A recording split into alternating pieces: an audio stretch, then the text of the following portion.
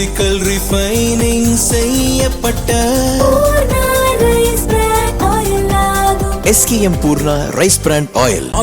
எந்த சமையலும் ருசி தேடும் ரகசியம் ₹20. வணக்கம். செய்திச் சுருக்கம். மதிமுக உயர்நிலைக்குழு கூட்டத்தை புறக்கணித்த MLA வைகோ அதிர்ச்சி.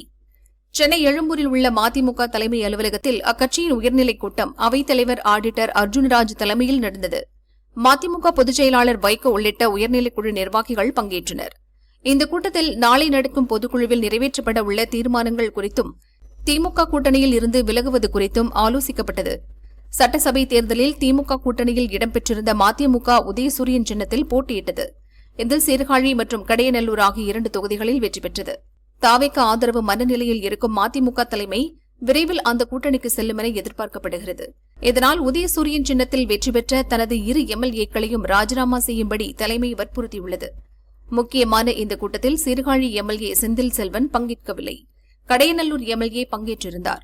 ராஜினாமா செய்யும் முடிவை ஏற்க மறுத்து செந்தில் செல்வன் மதிமுக கூட்டத்தை புறக்கணித்துள்ளதாக தகவல்கள் வெளியாகியுள்ளன. கடலூர் ராமநாதபுரம் SP உட்பட 15 பேருக்கு காவல் பதக்கங்கள். முதல்வர் விஜய் அறிவிப்பு. தமிழகத்தில் போதைப்பொருள் உற்பத்தி மற்றும் சட்டவிரோத கடத்தலை ஒழிப்பதில் சிறந்து விளங்கிய போலீஸ் அதிகாரிகள் மற்றும் போலீசாருக்கு 2023ஆம் ஆண்டு முதல் முதல்வரின் காவல் பதக்கம் வழங்கப்பட்டு வருகிறது. அதேபோல் இந்த ஆண்டும் 15 பேருக்கு வழங்க முதல்வர் விஜய் உத்தரவிட்டுள்ளார். இந்த பதக்கங்களை சுதந்திர தினமான ஆகஸ்ட் 15ஆம் தேதி முதல்வர் விஜய் வழங்கி கௌரவிக்க உள்ளார்.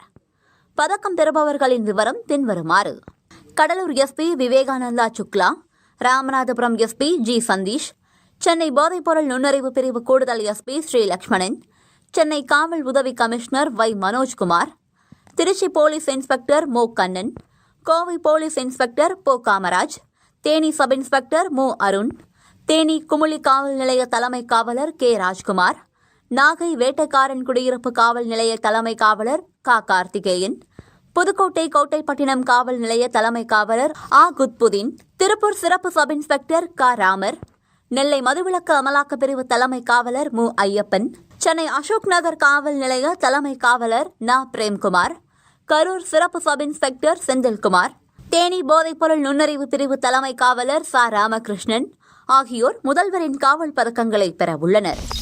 3 கிலோமீட்டர் ஓடிய ஒரே முதல்வர், இனி எல்லாமே மாற்றம்தான். ஆதவ் அதிரடி. சென்னையில் நடந்த போதை விழிப்புணர்வு மாரத்தானில் முதல்வர் விஜய் பங்கேற்று ஓடினார். இந்தியாவிலேயே இதற்கு முன்பு எந்த முதல்வர்களும் விஜய் போல 3 கிலோமீட்டர் தூரம் ஓடியது இல்லை என்று விளையாட்டுத்துறை அமைச்சர் ஆதவ் அர்ஜுனா கூறினார். ட்ரக்ஸுக்கு எதிராக ஒரு சோசியல் ரெவல்யூஷன், ஒரு அவேர்னஸ் கிரியேட் ஆகணும். ஸோ அதனால தான் ஆனரபிள் சிஎம் நேற்று ட்ரக்ஸுக்கு எதிராக ஒரு கேம்பெயின் சாங் ரெடி பண்ணாரு. நேற்று லான்ச் பண்ணார் நைட்டு. அதுக்கப்புறம் ஃபர்ஸ்ட் டைம் ஆல்மோஸ்ட் 50% யூத் இருக்கும் தமிழ்நாட்டில், இளைஞர்கள். நம்மளுடைய ஃபியூச்சர் ஒரு ஸ்ட்ராங் வெல்த், ஒரு வில் பவர், ஒரு ஸ்ட்ராங் மைண்ட் அண்ட் ஸ்ட்ராங் பாடி இருந்தால் மட்டும்தான் நம்மளோட ஃபியூச்சரை நம்ம டிசைட் பண்ண முடியும். அதில் டிஃபீட் வரலாம், டிசப்பாயின்மெண்ட் வரலாம், ஃபெயிலியர் வரலாம். அதுக்கு ட்ரக்ஸுங்கிறது தீர்வு கிடையாது.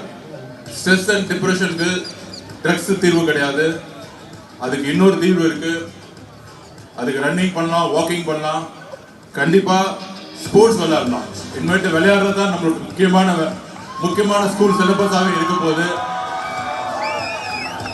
அதாவது இது வரைக்கும் இருந்த சிஎம்லயே ஒரு மராத்தான்ல பார்ட்டிசிபேட் பண்ணி 3 கிலோமீட்டர் ஓடின சிஎம் தமிழ்நாட்டில், இந்தியாவிலே ஒரே சிஎம் நம்மளுடைய சிஎம் திரு சி ஜோசப் விஜயகாந்த் தான். வேற எந்த சிஎம்மும் தமிழ்நாடு ஹிஸ்டரியில ஓடினதே கிடையாது, ரன் பண்ணதே கிடையாது. மார்னிங் 5 o'clock எந்திரிச்சு ஷார்ப்பா 6:10 6:15 ரன் பண்ண ஆரம்பிச்சு ஒரு சிஎம் 3 கிலோமீட்டர் கம்ப்ளீட் பண்ணார்னா நம்ம சிஎம் மாதிரியே தமிழ்நாடு ஹெல்த்தியா மாற போகுது. இப்படி ஒரு யூத் சிஎம் இந்தியாவில் எங்கேயுமே கிடையாது. இந்த கவர்மெண்ட் யாருக்காகனா முதல்ல யூத்துக்காகவும் உமனுக்காக தான். பார்ட்டிசிபேஷன் பண்ண கிட்டத்தட்ட ஆன்லைன்ல கேட்டோம், 2 daysல 15,000 people ரெஜிஸ்டர் பண்ணிட்டாங்க. ஆனா அதுக்கு பின்னாடி இன்னொரு 10,000 people நிக்கிறாங்க. ஆல்மோஸ்ட் 25,000 ஏஜ் வித்தியாசம் இல்லாம 10 இயர்ஸ்ல இருந்து 60 இயர்ஸ் 70 இயர்ஸ் வரைக்கும் பார்ட்டிசிபேட் பண்ண ஃபர்ஸ்ட் மராத்தான் இதுதான். ஸோ தேங்க்ஸ் சொல்லக்கூடாது. சிஎம் தான் இனிமேட்டு ஸ்போர்ட்ஸ் உடைய முகமா இருக்க போறாரு. அவர் தான் நம்ம விஜய் அண்ணன் தான். அவர் ரன் பண்ண ஆரம்பிச்சுட்டா தமிழ்நாட்டுல எல்லா யூத்தும் எல்லா இளைஞர்களும் இனிமேல் ட்ரக்ஸை தூக்கி போட்டு ஓட போறாங்க. அதுக்கு கிரவுண்ட் எல்லாம் ரெடி ஆயிடுச்சு. நம்ம அண்ணன் விஜய் என்ன சொல்லிட்டாரு, எங்கெல்லாம் காலி கிரவுண்ட் இருக்கோ அது எந்த டிபார்ட்மெண்ட்ல இருந்தாலும் சரி, எல்லா எஸ்டிடி ஸ்போர்ட்ஸ் டெவலப்மெண்ட் கவர்மெண்ட் எங்களுடைய பாடி அக்ரிமெண்ட் போட்டு லைட் வச்சுட்டு ஃபென்சிங் போட்டு எல்லா பசங்களும் விளையாட விடுங்கன்னு சொல்லிட்டாரு. அதுக்கான எல்லா வேலையும் நடந்துகிட்டு இருக்கு. அதனால கிரவுண்ட் இல்ல, விளையாட முடியலன்னா நாங்க விளையாடணும்னு நினைக்கிறோம், ஆனா கிரவுண்ட் கொடுக்க மாட்டேங்கிறாங்க. இன்னும் ஒரு 1 இயர்ல பாருங்க, எங்க பார்த்தாலும் கிரவுண்ட் தான் இருக்க போகுது. நீ எங்க பார்த்தாலும் விளையாடலாம். மக்களுக்காக, யூத்துக்காக, இளைஞர்களுக்காக 5 மணிக்கு எந்திரிச்சு காலையில 6:15 3 கிலோமீட்டர் அவ்வளோ வேலை இருக்கும். காலையில வந்தாருன்னா நைட்டு 11 மணி வரைக்கும் 12 மணி வரைக்கும் அவர் வேலை இருக்கு. அந்த வேலையெல்லாம் தூக்கி போட்டு நமக்காக உங்களுக்காக வந்து ஓடினார் பாருங்க 3 கிலோமீட்டர். அங்கேயே சிஎம் அண்ணன் நமக்காக ஸ்போர்ட்ஸுக்காக எல்லாம் செய்வாரு நம்பிக்கை வந்துருச்சு. Thank you so much. அப்பாவை காணோம், தேடும் மகன் மகள். சிஎம் விஜய்க்கு எதிராக அதிர்ச்சி. திமுக அட்ராசிட்டி.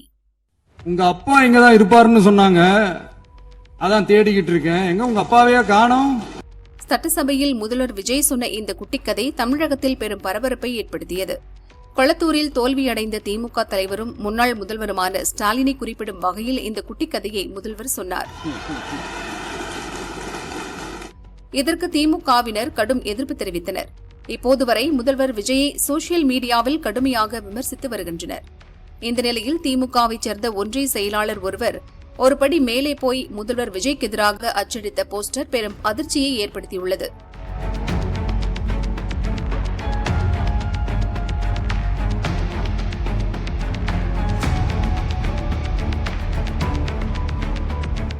தென்காசி மாவட்டம் கடையம் வடக்கு ஒன்றிய திமுக செயலாளர் மகேஷ் மாயவன் கடையம், பாவூர் சத்திரம் மற்றும் தென்காசி நகர் முழுவதும் இன்று விஜய்க்கு எதிராக போஸ்டர் அச்சடித்து ஒட்டினார். போஸ்டரில் விஜயின் நிழல் படத்தை அச்சிட்டு அப்பாவை காணும், தேடும் மகன் மகள் என்ற வாசகங்கள் இடம்பெற்றிருந்தன. முதல்வர் பற்றி அவதூறு ஏற்படுத்தும் வகையில் இருந்த இந்த போஸ்டரை அனைத்து இடங்களிலும் வெள்ளை பேப்பரை ஒட்டி நகராட்சி ஊழியர்கள் மறைத்தனர். திமுக புள்ளிகள் மீது போலீஸ் நடவடிக்கை எடுக்க தாவிகாவினர் முடிவு செய்துள்ளனர். மத்திய உளவு பிரிவு இயக்குநராக மகேஷ் தீட்சித் நியமனம். இந்தியாவின் முதன்மை உளவு பிரிவான இன்டெலிஜென்ஸ் பியூரோவின் இயக்குநராக மகேஷ் தீட்சித் நியமிக்கப்பட்டுள்ளார். கடந்த 2022ஆம் ஆண்டு மத்திய உளவுத்துறை இயக்குநராக தபன்குமார் டேகோ நியமிக்கப்பட்டார். அவருக்கு 2024, 2025ஆம் ஆண்டுகளில் 2 முறை பதவி நீட்டிப்பு வழங்கப்பட்டது. அவரது பதவிக்காலம் ஜூன் 30ஆம் தேதி முடிவடையும் நிலையில் அடுத்த இயக்குநர் யார் என்ற எதிர்பார்ப்பு இருந்து வந்தது. தற்போது தபன்குமார் டேகாவுக்கு பதிலாக மகேஷ் தீட்சித் நியமனம் செய்யப்பட்டுள்ளார். தெலுங்கானா கேடரைச் சேர்ந்த 1993 பேட்ச் ஐபிஎஸ் அதிகாரியான இவர் தற்போது பல்வேறு துறைகளின் முக்கிய நடவடிக்கைகளை மேற்பார்வையிட்டு வருகிறார். டாக்டராக இருந்து ஐபிஎஸ் அதிகாரியான மகேஷ் தீட்சித் உளவுத்துறையின் முக்கிய பதவி உயர்வை பெற்றுள்ளார். இதற்கு முன்னதாக ஜம்மு காஷ்மீருக்கான சிறப்பு புலனாய்வு பிரிவு தலைவராக பணியாற்றினார். 2019இல் சட்டப்பிரிவு 370 நீக்கப்பட்டதற்கு பிறகு ஜம்மு காஷ்மீர் மற்றும் லடாக் பகுதிகளில் பாதுகாப்பு மற்றும் உளவு நடவடிக்கைகளை கையாள்வதில் முக்கிய பங்காற்றியுள்ளார். பிரதமர் மோடி தலைமையிலான மத்திய அமைச்சரவையின் நியமன குழு மகேஷ் தீட்சித்தை புதிய இயக்குநராக தேர்வு செய்துள்ளது. இவர் 2 ஆண்டுகள் அல்லது மறு அறிவிப்பு வரும் வரை இப்பதவியை வகிப்பார் என மத்திய அரசு தெரிவித்துள்ளது. மீண்டும் தங்கம் விலை உயர்வு, நகை பிரியர்களுக்கு அதிர்ச்சி. சர்வதேச சந்தை நிலவரம் காரணமாக தங்கம் விலை தொடர்ந்து ஏற்ற இறக்கமாக இருந்து வருகிறது. அந்த வகையில் சில நாட்களாக தங்கம் விலை குறைந்து வந்தது. நேற்று கிராமுக்கு 210 ரூபாயும் சவரனுக்கு 1680 ரூபாயும் சரிந்தது. அதேபோல் வெள்ளி விலையும் கிராமுக்கு 10 ரூபாய் குறைந்தது. இந்நிலையில் இன்று தங்கத்தின் விலை மீண்டும் உயர்ந்தது. கிராமுக்கு 80 ரூபாய் அதிகரித்து 13,220 ரூபாய்க்கும், சவரனுக்கு 640 ரூபாய் அதிகரித்து 1,05,760 ரூபாய்க்கும் விற்பனை செய்யப்படுகிறது. வெள்ளி விலை கிராமுக்கு 5 ரூபாயும் கிலோவுக்கு 5,000 ரூபாயும் உயர்ந்தது. இப்போது 1 கிராம் 235 ரூபாய்க்கும் 1 கிலோ 2,35,000 ரூபாய்க்கும் விற்பனையாகிறது.